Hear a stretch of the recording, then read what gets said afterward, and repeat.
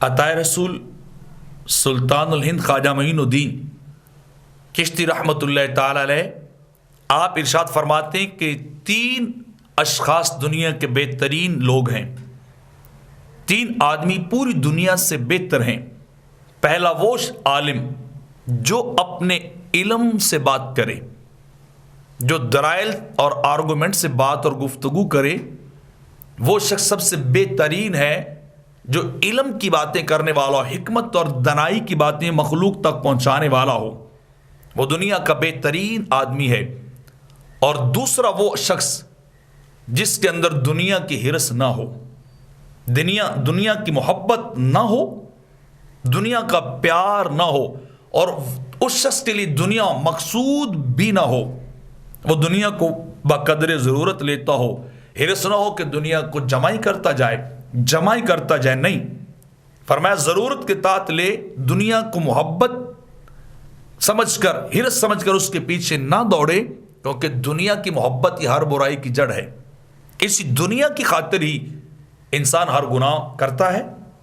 بدکاری کرتا ہے، حلال حرام کے تقاضوں کو چھوڑ دیتا ہے، جائز ناجائز کے قاعدے کلیوں کو انسان دنیا کی محبت میں ہی بھول جاتا ہے۔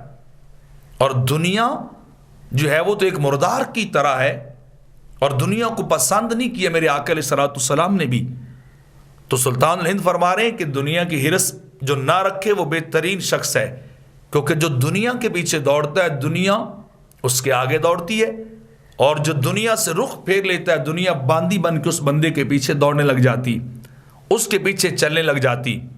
تو فرمایا جو دنیا کا حریص نہ ہو وہ بہترین شخص ہے۔ اور نمبر 3 فرمایا وہ عارف باللہ، وہ معرفت دان شخص جو ہمیشہ اپنے دوست اللہ کا ذکر ہی کرتا رہے، وہ اللہ والا جس کی زبان اللہ کے ذکر سے تر رہے، جس کا دل اس کی یاد سے آباد رہے، جس کے ہر لمحے کے اندر اللہ کا ذکر ہو، جس کا ایک ایک منٹ اللہ کی یاد میں گزرے،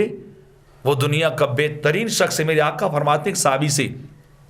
فرمایا یہ عمل اللہ کا بہترین اور پسندیدہ ترین عمل ہے کہ انسان کو موت بھی آئے تو اس کے لبوں پہ اللہ کی یاد ہو، اس کی زبان پہ اللہ کا ذکر ہو، اللہ کے کلمات ہوں۔